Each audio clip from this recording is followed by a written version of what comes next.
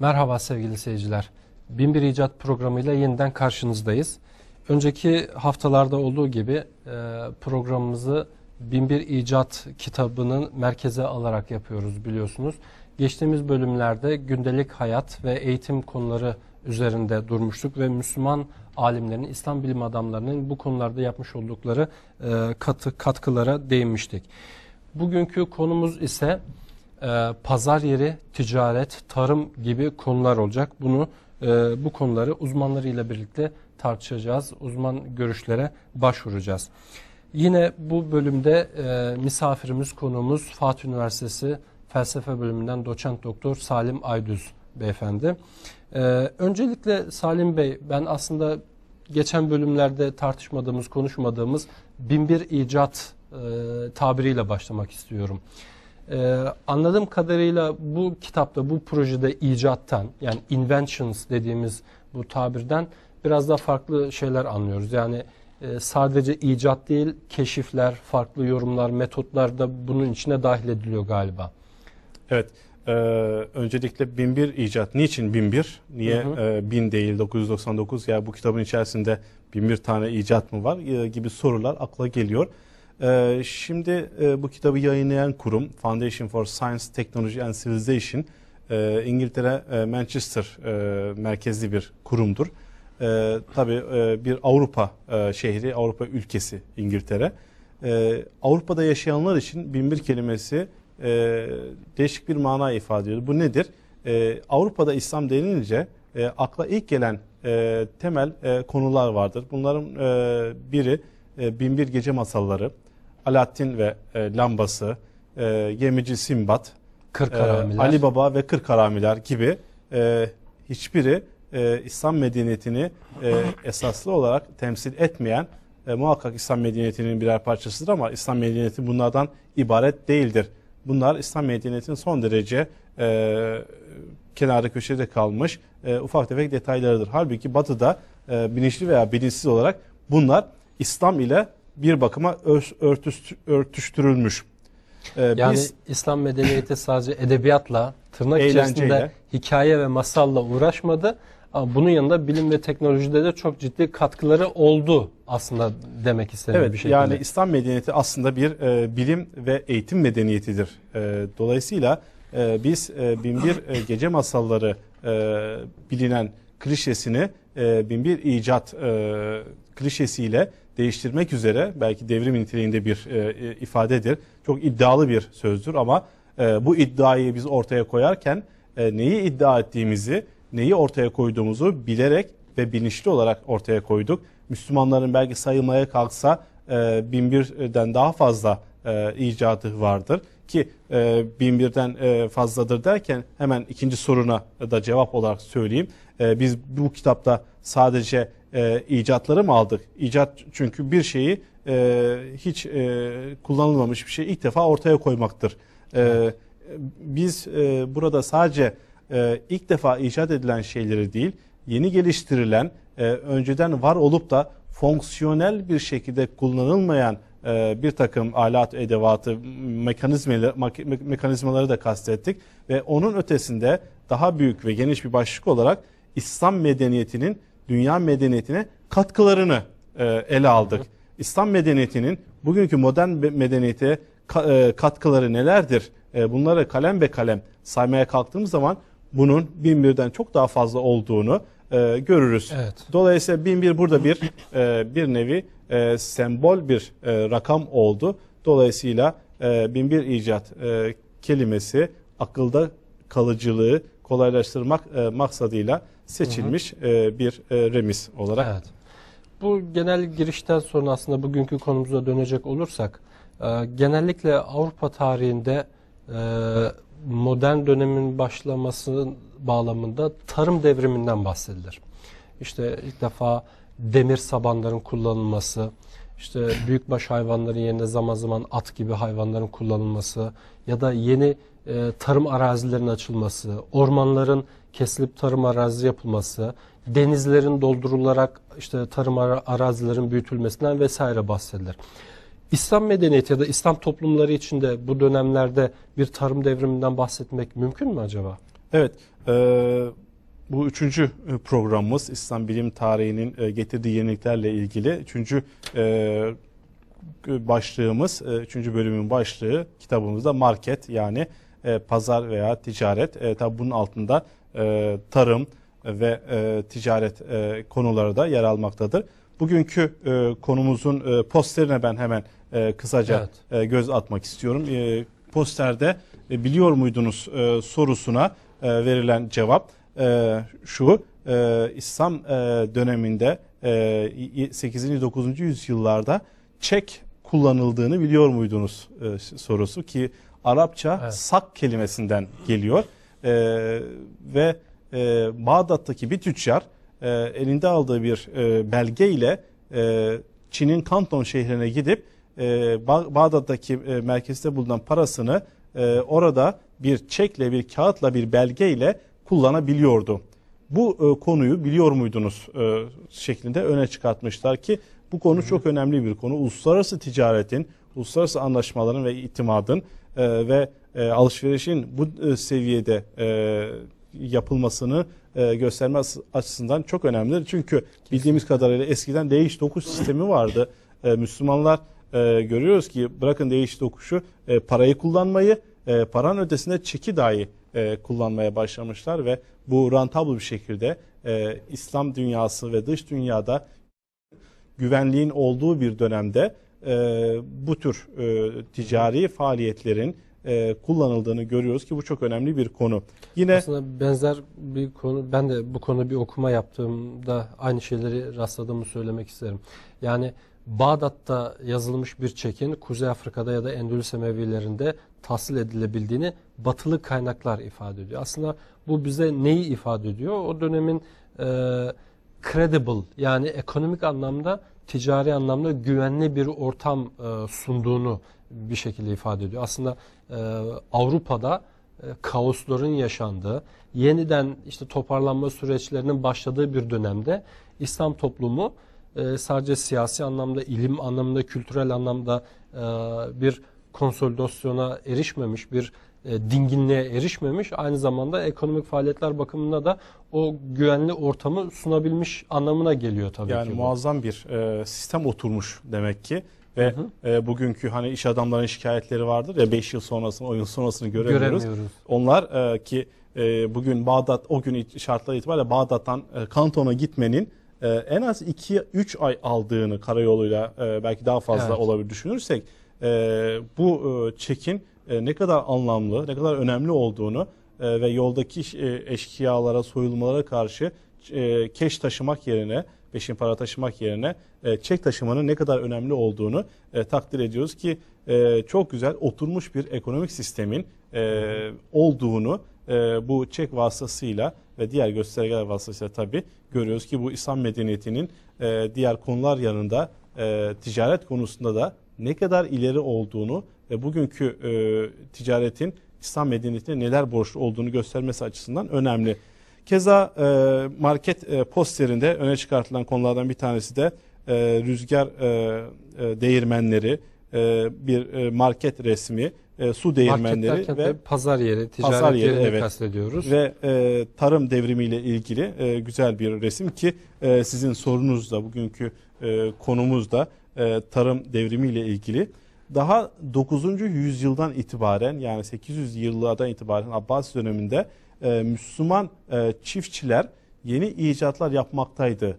Aslında çiftçi ve icat kelimesi çok enteresan geliyor ama belki ilk defa İslam medeniyetinde bu şey kullanılıyor. Yani icat kelimesi daha ziyade bilim adamları tarafından kullanılır.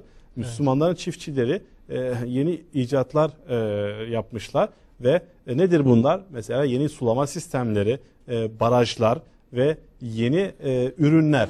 Tabi bu yeni ürün derken ortada hiç olmayan bir ürünü değil. Mesela sadece Mısır'da yetişen bir ürünü İspanya'da yetiştirilebilir hale getirmişler. Veya İspanya'da tanınmayan bir ürünü Bağdat'tan İspanya'ya taşımışlar. Tabi mevsim müsait değil ama ne yapıyorlar? Sulama sistemlerini ve mevsimlerin durumuna göre onların yetişme tarzlarını, şartlarını değiştirerekten bir kısım icatlar, yenilikler ve düzeltmeler yapıyorlar ki bunları yaparken çok enteresan bilimsel yolları kullanıyorlar. Sadece tarımda değil, tarıma paralel olaraktan hayvancılıkta da bitkilerin geliştirilmesinde, büyümesinde veya çeşitlendirilmesinde bilimsel metotları kullanıyorlar. Bilim adamlarının kitaplarında görüyoruz, hayvanlar ve bitkiler sınıflandırılmaya giriliyor, kayıtlara geçiriliyor. Hangi bitki nerede, hangi şartlarda yetişir, ne tür şartlar ister, bunları kayıt altına alıyorlar ki kayıt altına alma demek sisteme veya kainata, tabiata hakim olmanın en önemli adımlarından bir tanesi. Bu şekilde global bir, küresel bir bilgiye sahip oluyorlar. Yani Hindistan'daki bilgiyle Bağdat'taki bilgiyi, Endülüs'teki bilgiyi, İspanya'daki bilgiyi bir araya getirip nerelerde neler çok fazla üretilir. Mesela şeker kamışı bilinmiyordu İspanya'da. Yine Müslümanlar tarafından şeker kamışı götürülüyor. Keza portakal bilinmiyor pek çok yerde. Portakal üretimini taşıyorlar. Yeni ürünleri değişik yerlerde üretme yoluna gidiyorlar. Mesela İpek endüstrisi çok ciddi bir şekilde gelişiyor ve artıyor. İslam dünyasının en yaygın kumaşlarından birisi oluyor. Dolayısıyla bu da çok önemli bir husus, ipeğin gelişmesi. Bir diğer husus da önemli zikredilmesi gereken tarım devrimini itekleyen husus sulama sistemleri. Nehirler her tarafta var, göller var fakat bunların tarlaya ulaştırılması ile tarımda devrim başlıyor ki Müslüman ilim adamları nehirlerden ve göllerden suyun alınıp tarlalara ulaştırılması konusunda bir takım aletler icat ediyorlar ki bu konuda Takiyüddin Rasıd'ın mesela 6 silindirli bir pompa icat ettiğini görüyoruz 16. asırda. Ama ondan önce yine Cezeri'nin suyun nehirden alınıp tarlaya taşınması hususunda suyu kaldıran bir takım otomatik aletler, birden fazla otomatik aletler icat ettiğini görüyoruz. Bunlar çeşitli şekillerde çalışıyor. Bunların görüntülerini de verebiliriz. Resimleri de var. Nasıl çalıştığını ve hem kitapta hem web sayfamızda. Kitapta da güzel resimleri var bunların. Bunlar herhalde verilebilir. Çift pompa sistemli su kaldıraçları var ki bunlar çok önemli. Tarlaya suyun zamanında gitmesi, mesela bazı pirinç gibi, su kamışı gibi sebze meyveler çok fazla su istiyor. Dolayısıyla bunların düzenli sulanması lazım. Ya bunları hemen nehrin kenarına yapacaksın ya da geniş bir ovaya iyi bir sulama sistemiyle bunları arttırabileceksin ki özellikle İspanya'da bu konuda, tarım konusunda çok ciddi ilerlemelerin olduğunu görüyoruz. Çünkü orada özellikle sulama sistemleri ilgili muazzam gelişmeler var. Su değirmenleri yapılıyor. Büyük çarklarla sular nehirlerden tarlalara taşınıyor ve sistemli bir tarım çalışmasıyla tarım devrimi yapılıyor. Mesela toprağın düzenli ekilmesi, hangi bitkilerin ne zaman ekilmesi, uzun köklü, kısa köklü bilgilerin sırayla ekilmesi ve buna benzer şeyler. Ayrıca en önemli husus bugün gündemimizi çok meşgul ediyor. Erozyon konusunda İspanya'daki Müslümanlar çalışma yapıyorlar ve toprağın kaybını engelliyorlar. Nasıl yapıyorlar? Bunu da yine o dönemdeki bilimsel metotlarla yapıyorlar. Ki bu hususta Müslümanların tarım konusundaki çalışmalarla ilgili en önemli eser İbni Avvam'ın Tarım Kitabı isimli kitabı ki burada çok hassas ölçüler, hassas detaylarla ilgili bilgiler var. İbni Avvam önceki medeniyetlerin bu konularla ilgili tüm bilgilerini önce toparlıyor. Yani onları yok saymıyor. Onlardan haberdar. Bu çok önemli. Eski medeniyetlerin tarım kültüründen haberdar. Önce onları ortaya koyuyor. Ondan sonra onların eksik kalan kısımlarını ifade ediyor. Mesela bu kitapta 585 tane bitkinin tanımının tarifini ve resmini çiziyor. Keza daha sonra hemen 1250'lerde Ez-Zehravi'nin Tasrif isimli kitabında bitkilerin resimleri çiziliyor çok detaylı bir şekilde ve bunların nasıl yetiştirebileceğini ifade eden kitap yazıyor. Ve bunların bitkilerin ne tür hastalıklarla karşılaşabileceği ve bu hastalıklara nasıl mücadele edileceği, dolayısıyla daha iyi ürün nasıl alınacağını ifade ediyor ki bunlar tarım açısından çok önemli. Keza tarım yanında ağaçların ekilmesi ve korunması, arıların daha iyi bir şekilde verim vermesi, bal vermesi için neler yapılması lazım vesaire vesaire. Mesela yine en önemli husus atlar, o dönemde at çok önemli. Atları nasıl kaliteli bir şekilde soyunun devam ettirilmesi, çok meşhur Arap atları. Evet. O Arap ırkının elde edilmesi için muazzam çalışmalar yapıyorlar. En kaliteli, en verimli atların elde edilmesi için atçılık dediğimiz şeyler. Yani tarımla ilgili özetleyecek olursak şunu söyleyebilir miyiz? Yani Müslüman bilim adamları bu konudaki tarımla ilgili envanterleri çıkarmışlar. Bitkiler nerede, nasıl yetişir, doğal ekolojik şartlar nelerdir vesaire.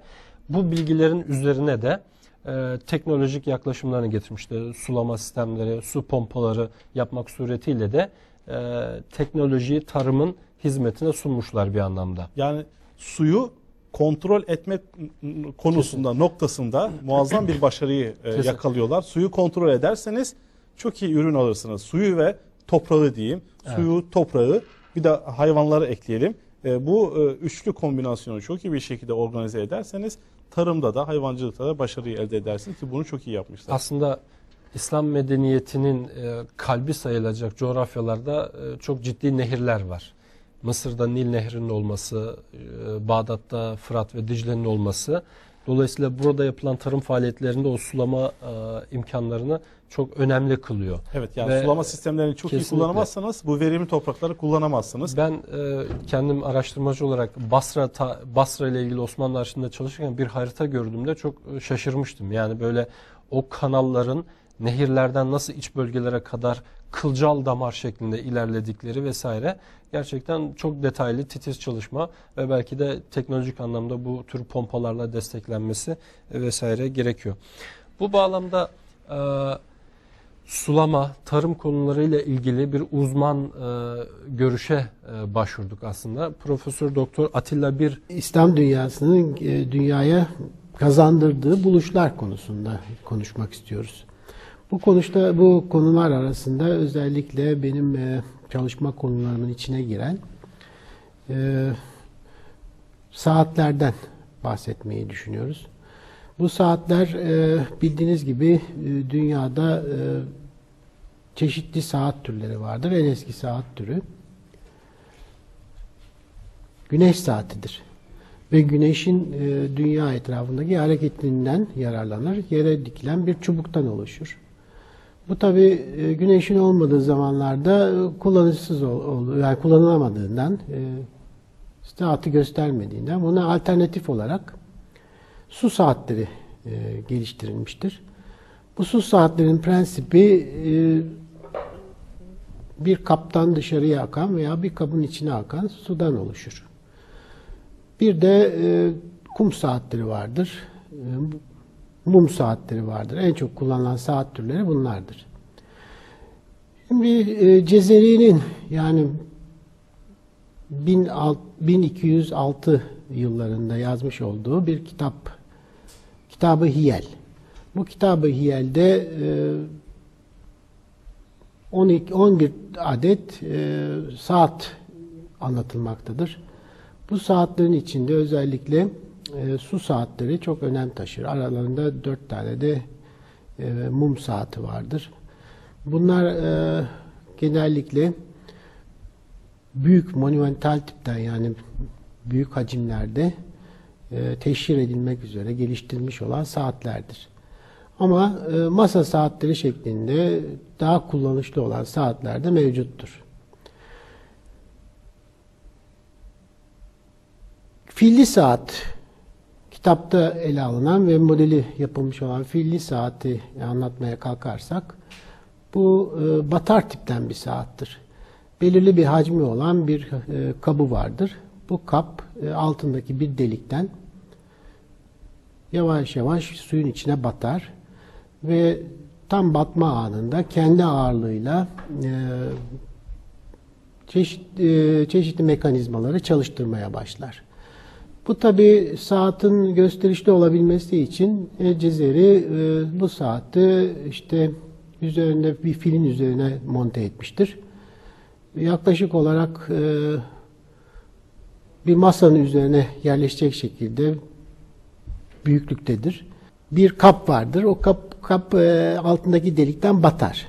Battığı zaman bir ip vasıtasıyla yukarıdaki mekanizmayı tetikler.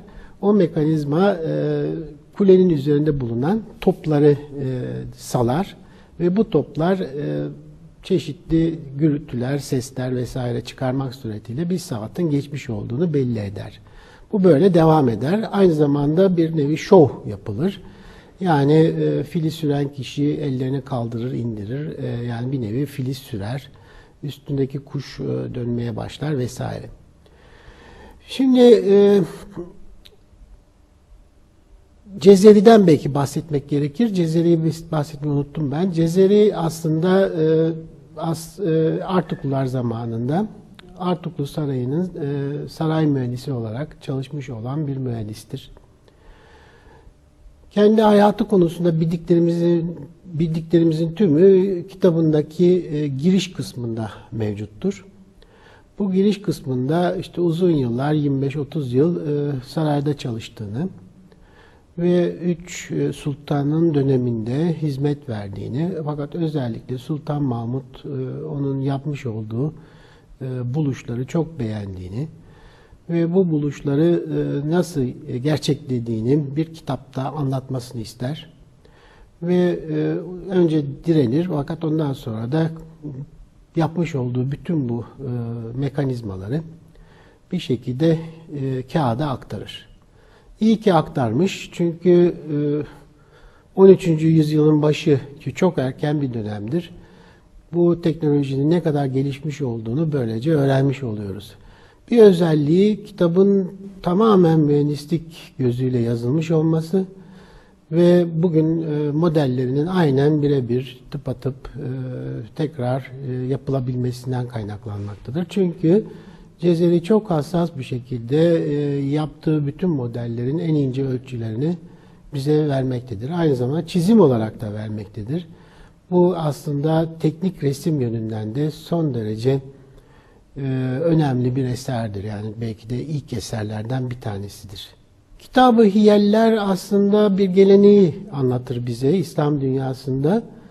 Bu Yunan dünyasında, yani Helenistik dönemde bunlar pneumatik olarak geçerdi.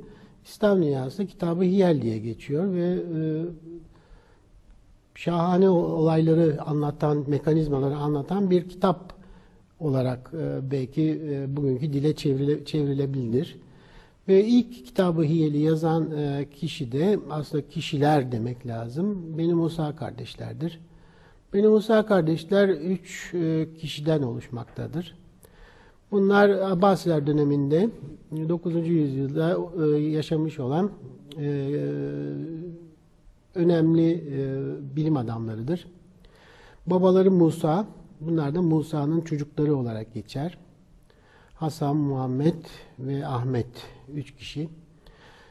Sarayda yetişmişlerdir. Aslında babaları onları bir nevi sultana, o zaman Abbasiler halifesine bir nevi yetiştirmesi için yanlarına vermiştir.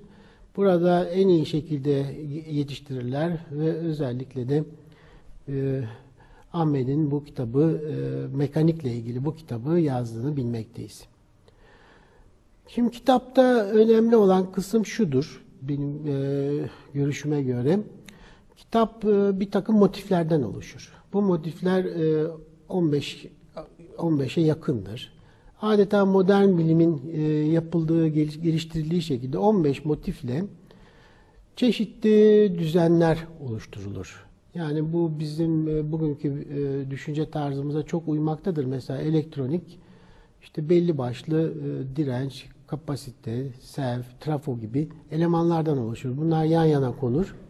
Kuvvetlendiricilerden oluşur. Bunlar yan yana konduğu zaman belirli olaylar, efektler, yani neticeler elde edilir. Aynı şekilde, aynı düşünceden hareketle de Hiyel kitaplarının, bu ilk Hiyel kitabı, Kitab-ı Hiyel'de bu 15 motif yan yana getirilmek suretiyle yaklaşık olarak bu kitapta 100'ün üzerinde düzen gerçeklenmiştir.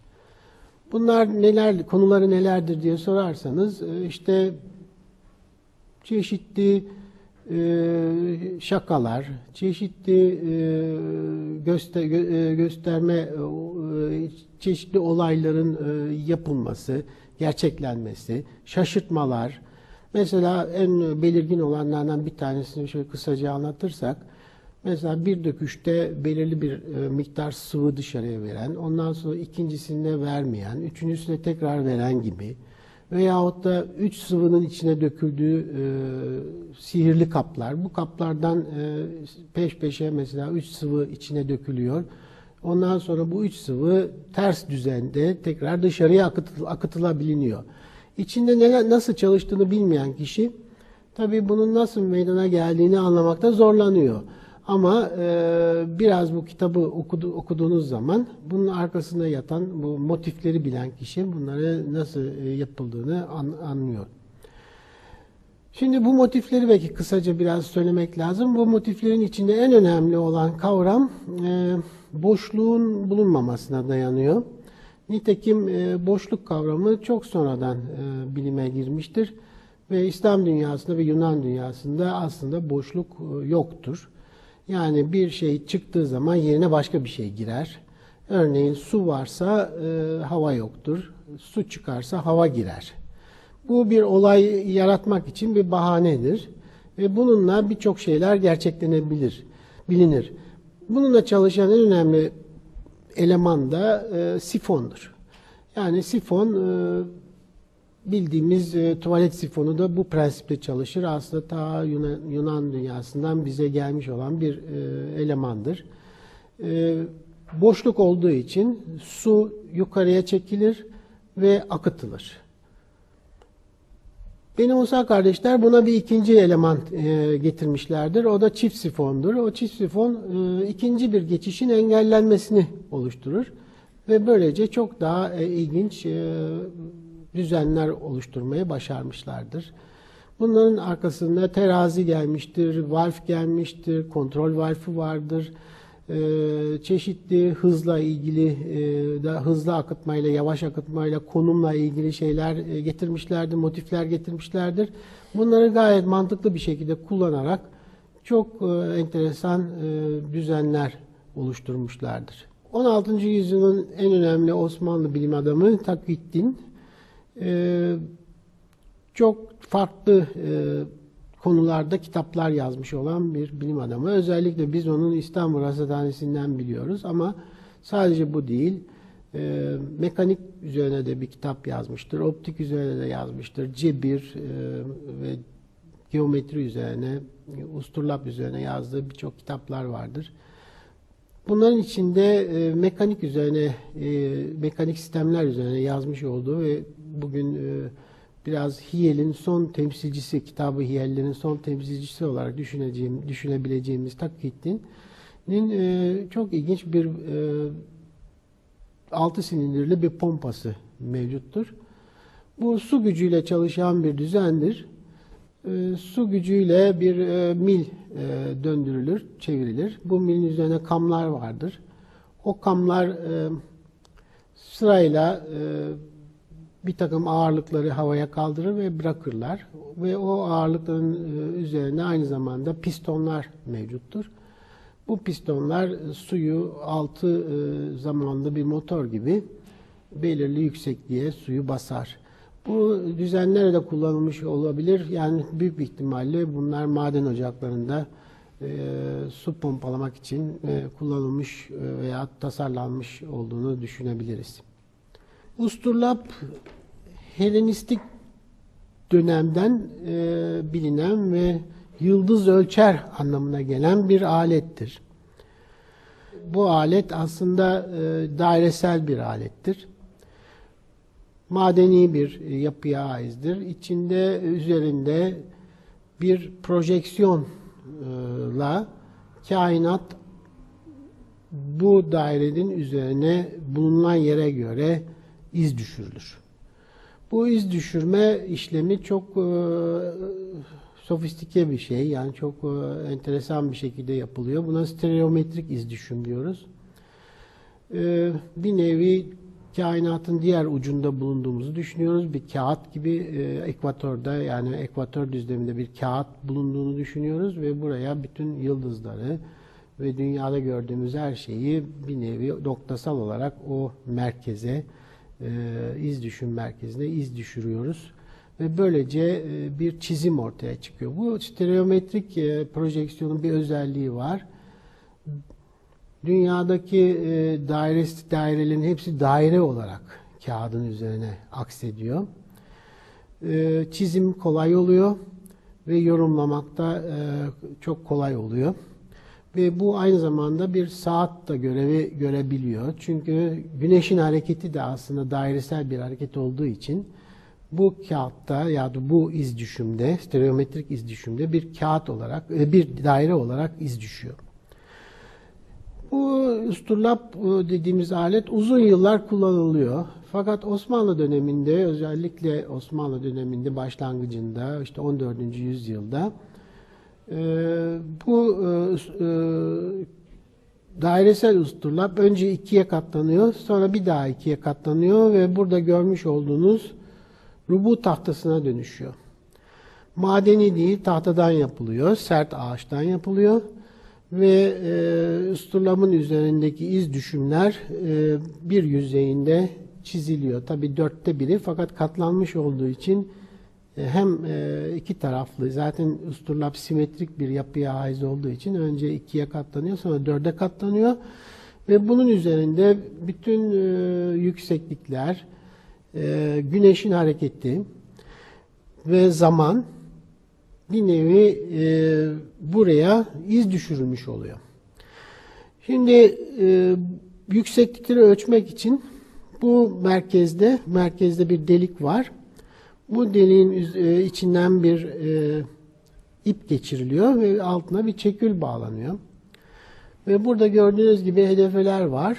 Bu hedefelerle güneşin veya herhangi bir nesneye doğru bunu yönelttiğimiz zaman bu çekül otomatikman burada bize bunun açısını veriyor. Bu açıyı öğrendiğimiz zaman örneğin güneşi eğer şavullamışsak ve güneşe bakmışsak o güneşin şu anda yerini, yüksekliğini, konumunu, saatin kaç olduğunu, aynı zamanda da ibadetle ilgili pek çok bilgiyi, yani asr-ı sani, asr-ı evvel gibi, yani öğle saati gibi ibadetle ilgili olarak bilgileri de buradan otomatikman güneşten elde etmiş oluyoruz ve bunu doğru bir şekilde kullanıyoruz. Çünkü İslamiyet'te ibadet saatleri güneşe bağlı olarak tanımlanıyor. Ve bu mekanik saatlerde bunu yapmak mümkün değil. Çünkü mekanik saat yapay bir saat olduğu için doğrudan doğruya güneşle birebir örtüşmüyor. Yani yaklaşık örtüşüyor. Halbuki bu gerçek bir saat olduğu için, yani gerçek güneşin hareketini buraya yansıttığı için doğru vakitleri buradan öğrenebiliyoruz. Bu sadece bundan ibaret değil. Bu tahtasını çevirdiğimiz zaman arkasında bugün benim düşünceme göre bir bilgisayar da mevcut. Buna ben Osmanlı bilgisayarı diyorum. Aslında Yunanlardan beri bilinen bir prensibi yansıtıyor ama çok pratik bir şekilde bu tahtasının arkasına monte edilmiş vaziyette. Şimdi bu ipi buraya da çekebiliyorsunuz ve buradan da aynı şekilde bu açıları görebiliyorsunuz ve bu açılarla çeşitli hesapları burada yapabiliyorsunuz. Bu hesaplar nedir? İşte iki sayının çarpımı, bölünmesi, karekök, küp kök gibi zor işlemler. Ayrıca sinüsünü, kosinüsünü, tanjantını, ark tanjant, ark sinüs, ark kosinüsünü bu surette hesaplamak çok mümkün oluyor. Yani astronominin gerek duyduğu tüm hesapları bu arka taraftaki rubu müceyyep dediğimiz kısımda gerçekleyebiliyoruz. Bunun çok pratik bir alet olması Osmanlıların belki her bilim adamının cebinde olan ve son döneme kadar, Cumhuriyet'e kadar kullanılmış olan bir alet niteliğinde oluyor. Bu belki de dönemde artık bu asırda peki o kadar önemsenmese bile zamanında ne kadar önemli bir alet olduğunu ve çok pratik ve bütün ölçümleri gerçekleme yönünde önem taşıdığını böylece size anlatmış oluyorum. Bunun bir Osmanlı bilgisayarı, bir cep bilgisayarı olduğunu söylemiştim. Aslında pratik olarak pek çok problem de bundan çözülebiliyor. Bu problemlerin birkaç tanesini ben size sayayım. Mesela uzakta bir dağ gördünüz, o dağın yüksekliğini bundan ölçebiliyorsunuz. Bir kuyu gördünüz, kuyunun derinliğini bundan ölçebiliyorsunuz. Açı ölçmek suretiyle ölçebiliyorsunuz. Bir nehir var mesela, karşı taraftaki bir cisme olan açıyı ölçmek suretiyle bu trigonometrik fonksiyonlarla bunu ölçebiliyorsunuz. Bulunduğunuz yer aslında bu projeksiyon içinde saklı. Bu aletin belki yani zayıf tarafı, usturlapta bu konu tabakalar halindedir usturlap. O tabaka çıkarılır, yenisi konur içine. O başka bir yere ilişkin bir projeksiyondur, yani bir iz düşümdür. Burada iz düşüm tahtanın üzerine işlendiği için böyle bir durumu yok.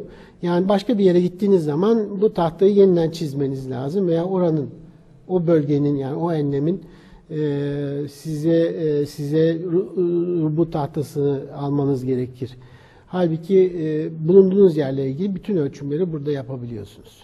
1001 Buluş kitabının en güzel tarafı didaktik olması, insana oku beni, yani bunu öğren dedirten bir kitap olması. Ben o yönden kitabı çok takdir ettim ve hakikaten tasarımı, sunuşu yönüyle çok güzel ve bu konuların çok basit ve şekillerle insanı sıkmadan anlatması en avantajlı, en güzel tarafı kitabın. Evet sevgili seyirciler, Profesör Doktor Atilla Bir hocamıza teşekkür ediyoruz görüşlerinden dolayı. Salim Bey, bir de tarımda özellikle değirmenlerin kullanılması, yel değirmenlerinin kullanılması çok önemli. Bu konuda İslam dünyasındaki örnekler nedir, çalışmalar? Evet, yel değirmenleri İslam medeniyetine muhtemelen İran üzerinden geçiyor. 7. yüzyılda İran'da kullanılan bir teknoloji, yel değirmenleri. Tabii yel değirmenleri özellikle buğday, mısır gibi ürünlerin öğütülmesi için kullanılıyor.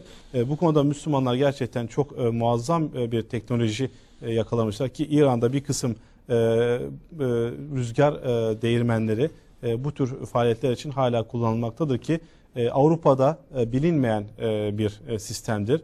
Rüzgar enerjisinden kullanmak ki rüzgar enerjisini bu şekilde kullanmak, bu tarzda kullanmak ilk defa muhtemelen geniş ve fonksiyonel şekilde Müslümanlar tarafından yapılıyor. Ve yine rüzgar enerjisini kullanma ve değirmenler kurma fikri Haçlı seferleri vasıtasıyla Avrupa'ya geçiyor. Yine kitabımızda önemli bir bilgi, 634 yılında Hazreti Ömer döneminde bir değirmen, rüzgar değirmeninin kurulması hususunda Hazreti Ömer bu sanatı bilen kişilere emrediyor ve ilk defa böyle bir değirmen kurulmuş oluyor. İslam tarihçi Mesudi de bu konularda çok geniş bilgiler veriyor ve bu konuyla ilgili yazma eserlerde de çok güzel detaylı bilgiler var. Evet. Dolayısıyla böylece tarım alanındaki faaliyetleri bir şekilde özetlemiş olduk. Hem sulama pompaları, yel değirmenleri. Sevgili seyirciler, bir sonraki konumuz aslında ticaretle ilgili. Fakat bu konuyu detaylı olarak tartışmadan önce kısa bir reklam arası veriyoruz.